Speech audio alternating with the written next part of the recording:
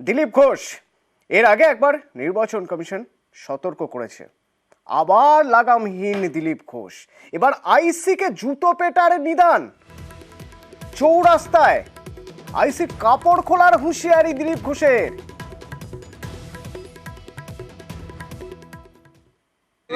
প্রচার করছেন কেন? পুলিশের পারমিশন নেই, কালকে বলছে। কে বলছে?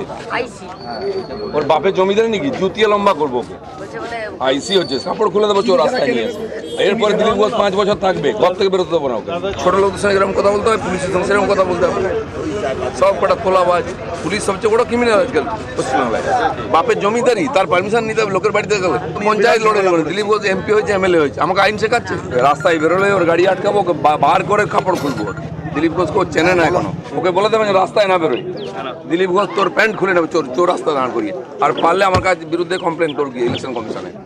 আর তারপরে আমি বলে দিচ্ছি আইসিকে, এই 1 মাস পরে তো ভাবছে দিলীপ ঘোষ চলে যাবে, দিলীপ ঘোষ 5 বছর থাকবে, রাস্তায় জুতো পেটা করবে ধরে। আর করেছে, ওকে বলে না। দিলীপ ঘোষ কিন্তু বর্ধমানে থাকবে, ওরা চলে যাবে। তোর কোন মা বাপ বাঁচায় সেটা আমি দেখবো। আর এই আইসিকে আমি এখানে বলছি অন রেকর্ড, তোকে যদি প্যান্ট না খুলেছি পাবলিকের সামনে, তাহলে আমাদের ঘর দিলীপ ঘোষ নয়। শেষের দিকে দম বন্ধ করবো, সবাই থেকে বেরোতে দেবো না। কিরকম চামচাগিরি করে দেখবো। চৌরাস্তায় গাড়ি থেকে নামিয়ে কাপড় খুলবেন, জুতো পেটা করবেন বলছেন দিলীপ ঘোষ। তৃণমূল নেতা জয়প্রকাশ মজুমদার আমার সঙ্গে ফোনে রয়েছেন।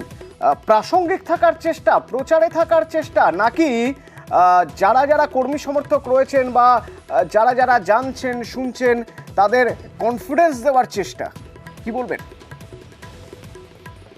দেখুন, বিজেপির অপসংস্কৃতিতে এটাই আছে যে অকথা কুকথা বলা।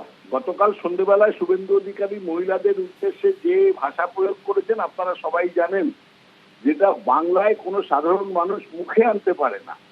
তিনি মহিলাদের সম্বন্ধে সেই কথা বলছেন। আর দিলীপ ঘোষ প্রথম দিন থেকেই অকথা কুকথা বলে আসছেন। মমতা বন্দ্যোপাধ্যায়ের সম্বন্ধে অশ্লীল কথা প্রয়োগ করেছেন।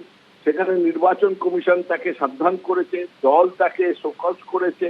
তাতে তিনি থামেননি। তার কারণটা আপনারা বলে দিলেন যে তার উদ্দেশ্য হচ্ছে অকথা কুকথা বলে সংবাদ মাধ্যমে ভেসে থাকা। কারণ তার আর কোনো উপায় নেই। কারণ নির্বাচন লড়ার জন্য সংগঠন নেই, তার কোথাও কোনো ইস্যু নেই যাওয়ার জন্যে। তাই জন্যে তিনি এই কথাগুলো বলে সংবাদ মাধ্যমে ভেসে থাকছেন।